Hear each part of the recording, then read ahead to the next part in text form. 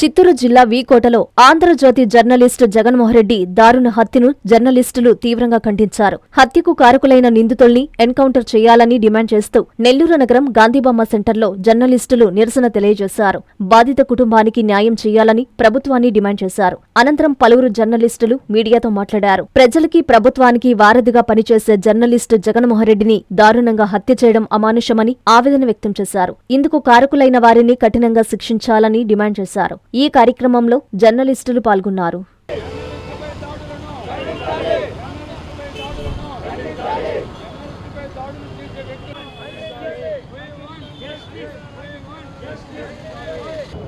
చిత్తూరు జిల్లా వీకోట మండల ఆంధ్రజ్యోతి రిపోర్టర్ జగన్మోహన్ రెడ్డిని ఈరోజు ఉదయం పార్కులో వాకింగ్ చేస్తుండగా గుర్తు తెలియని దుండగులు హత్య చేశారు.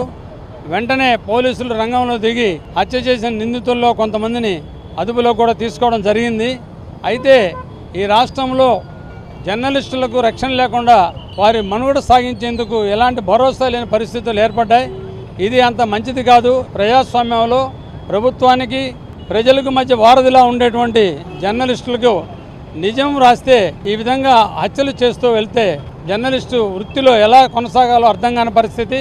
మేము సీనియర్ జర్నలిస్ట్గా ఎన్నో రకాల కేసులను చూస్తున్నాం. ఎప్పుడు జరిపినా ఇలాగా ఇంత దారుణమైనటువంటి సంఘటన జరిగిన సందర్భాలు లేవు. జర్నలిస్టులు ఏదైనా తప్పు రాస్తే ఎన్నో రకాలుగా న్యాయం పొందే అవకాశం ఉంది. అయినప్పటికీ అలా న్యాయం పొందే అవకాశాలను వినియోగించుకోకుండా కొందరు ఏకపక్షంగా జర్నలిస్టుని టార్గెట్ చేస్తున్నారు. వారి యొక్క వృత్తిలో వారు నిజాయితీగా నిష్కలంగా వాళ్ళు పనిచేయడానికి ప్రయత్నిస్తారు. పత్రికలు యాజమాన్యాలు చెప్పినటువంటి విధులను వాళ్ళు పాటిస్తారే తప్ప వాళ్ళకి వ్యక్తిగతంగా ఏమి ఉండదు. జర్నలిస్టులుగా ఉన్న మేము ఏదైనా ఒక వార్త రాశామంటే అది ప్రజా సమస్య అయి ఉంటుందన్న విషయాన్ని ప్రతి ఒక్కరూ గమనించాలా. ఎవరైనా సరే జర్నలిస్టుకి భరోసా ఇవ్వాల్సిన పరిస్థితి ఉంది. కానీ ఎవరు కూడా ఇలాంటి దారుణమైన చర్యలకు పాల్గొనడం సరైన పరిష్కారం కాదు. కావున ఈరోజు జరిగిన సంఘటన చాలా దారుణమైంది. ఇలాంటి సంఘటనలు మరిన్ని పునరావృతం కాకుండా రాష్ట్ర వ్యాప్తంగా జర్నలిస్టులపై జరుగుతున్న దాడులకు ఒక అట్రాసిటీ కమిటీ అనేది గతంలో ఉండేది. మరి అటాక్ అండ్ అట్రాసిటీ కమిటీ దానికి ప్రతి జిల్లాలో కలెక్టర్ అండ్ ఎస్పీ చైర్మన్ కో చైర్మన్గా ఉండేవాళ్ళు. అయితే అవన్నీ కూడా ఈ ప్రభుత్వం కానీ గత ప్రభుత్వం కానీ ఆ కమిటీలన్నిటి విస్మరించింది. కాబట్టి ఈ దాడులు జరిగిన సమయంలో నిజమైన వార్త ఏది, ఆ వార్తకు సంబంధించి దానిలో ఏదైనా జర్నలిస్టుకు సంబంధించి అన్యాయం జరిగిందా అంటే పలకరించేటువంటి పరిస్థితి లేదు. రాష్ట్రంలో ఎన్నో యూనియన్లు జర్నలిస్టుల కోసం పనిచేస్తున్నా కూడా కనీసం దాడులు జరిగినప్పుడు మనకంటూ రక్షణ కల్పించుకునే విధంగా ఒక కమిటీ కూడా లేకపోవడం, దీనికోసం అన్ని యూనియన్లు పోరాడకపోవడం కూడా శోచనీయమైన విషయం. ఇప్పటికైనా రాష్ట్ర ప్రభుత్వం జర్నలిస్టులపై జరుగుతున్న దాడులను అరికట్టేదానికి ఆ కమిటీని అనేది వేయాలని చెప్పి జర్నలిస్టులకు కోరుతున్నాం. అలాగే జర్నలిస్టులపై జరుగుతున్న ఈ దాడులు, ఈరోజు జరిగిన ఈ దాడి వీటి మీద నిజమైన నిందితులను పట్టుకొని వారి కఠినంగా శిక్షించి మరణించిన జర్నలిస్టు యొక్క కుటుంబానికి ఆదుకోవాలని చెప్పి మేము ప్రత్యేకంగా డిమాండ్ చేస్తున్నాం. ఇలాంటివి ఇకపై జరగకుండా కూడా చూడాల్సిన బాధ్యత ప్రభుత్వం పైన ఉండాలని కోరుకుంటూ ప్రభుత్వం నుంచి మంచి ప్రకటన వస్తుందని, త్వరలో నిందితులు పట్టుకుంటారని ఆశిస్తూ సెలవు తీసుకున్నాను. జిల్లా కార్యదర్శిని. ఇవాళ ఉదయం చిత్తూరు జిల్లా వీకోట్లో జరిగిన ఆంధ్రజ్యోతి విలేకరి జగన్మోహన్ రెడ్డి గారి హత్య నిజంగా ఈ యొక్క రాష్ట్ర ప్రజల్ని నిర్ఘాంతపరిచింది.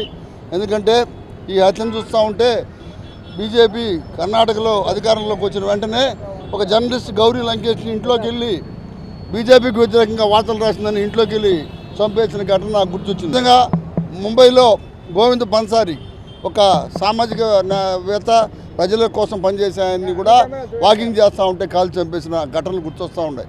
ఇవాళ జర్నలిస్ట్ అనేది ప్రభుత్వానికి ప్రజల మధ్య వారధిలాగా ఉండి నిజమైన వార్తలు, ప్రజలు ఎదుర్కొంటున్న సమస్యలు, ప్రభుత్వం యొక్క వైఫల్యాలను ఎప్పటికప్పుడు ఎండగడుతూ ప్రజలకి పక్షాన పనిచేస్తూ ఒక నాలుగో పిల్లర్గా ఈ యొక్క ప్రజాస్వామ్యంలో ప్రజాస్వామ్యం అనే భవనానికి ఒక నాలుగో పిల్లర్గా ఉన్న జర్నలిస్టుని వాళ్ళకే రక్షణ లేకపోతే ప్రభుత్వాలు ప్రజలకు ఇంకేం రక్షణ కల్పిస్తాయి? ఇవాళ రాష్ట్రంలో ప్రజా సమస్యలు లేకపోతే ప్రజలకి హత్యా రాజకీయాలు ఎక్కువైపోయినాయి, రక్షణ లేకుండా పరిస్థితి వచ్చింది. నిజమైన వార్తలు రాసే జర్నలిస్టులు చంపేస్తూ ఉంటే ఇంకా జర్నలిస్టులు వార్తలు ఏ విధంగా రాయగలరు? వాళ్ళ వృత్తికి వాళ్ళు ఏ న్యాయం చేయగలరు? ఇది ఖచ్చితంగా ఖండించాలా. రాష్ట్ర హోంమంత్రి వెంటనే స్పందించి ఒకవేళ అసలు నిజమైన ఈ యొక్క హత్య వెనుక ఉండే నిజమైన దొంగల్ని, నిజమైన హంతకుల్ని పట్టుకొని దీని మీద వాళ్ళకి శిక్ష పడేటట్టుగా ఒక న్యాయ విచారణ కమిటీ కూడా వేయాలా. అదేవిధంగా మరణించిన జర్నలిస్ట్కి ఆంధ్రజ్యోతి యజమాని ఎలాగూ కాంపెన్సేషన్ ఇస్తుంది. అయితే రాష్ట్ర ప్రభుత్వం ఖచ్చితంగా 50 లక్షల వరకు అతనికి ఆ కుటుంబానికి ఒక ఖచ్చితంగా పరిహారం ఇవ్వాలని చెప్పని మేము కమ్యూనిస్ట్ పార్టీగా డిమాండ్ చేస్తూ జర్నలిస్ట్ పక్షాన ఎప్పుడు కూడా కమ్యూనిస్ట్ పార్టీ ఉంటుందని చెప్పి సందర్భంగా తెలియజేసి సెలవు తీసుకుంటాం. విద్యుత్ వినియోగదారులకి శుభవార్త. కరెంటు బిల్లు ఎక్కువ వస్తుంది అని బాధపడుతున్నారా? ఏసీ మరియు ఇతర ఎలక్ట్రికల్ గీజర్లు, హోమ్ అప్లయన్సెస్ వాడకంలో పొదుపు చేస్తున్నారా? ఇప్పుడే నిర్ణయం తీసుకోండి. కేంద్ర రాష్ట్ర ప్రభుత్వాలు పీఎం సూర్యఘర్ పథకం ద్వారా 78,000 సబ్సిడీతో మరియు వినియోగదారులకు తక్కువ ఖర్చుతోనే బ్యాంక్ లోన్ సదుపాయం, తక్కువ 65 పైసల వడ్డీతో మీరు కట్టే కరెంటు బిల్లు బ్యాంకు ఈఎంఐ కట్టే విధంగా ప్రముఖ కంపెనీలు టాటా, అదానీ, వారీ, సోలార్ 25 సంవత్సరాల కంపెనీ వారంటీతో ఉచిత డాక్యుమెంట్ ఛార్జీలతో మా సిబ్బంది ద్వారా నిర్ణీత సమయంలో సమకూర్చబడును. కనుక ప్రతి ఒక్కరూ ఈ అవకాశాన్ని సద్వినియోగం చేసుకోండి. పూర్తి వివరాలకు ఈ క్రింది నంబర్లకు సంప్రదించండి.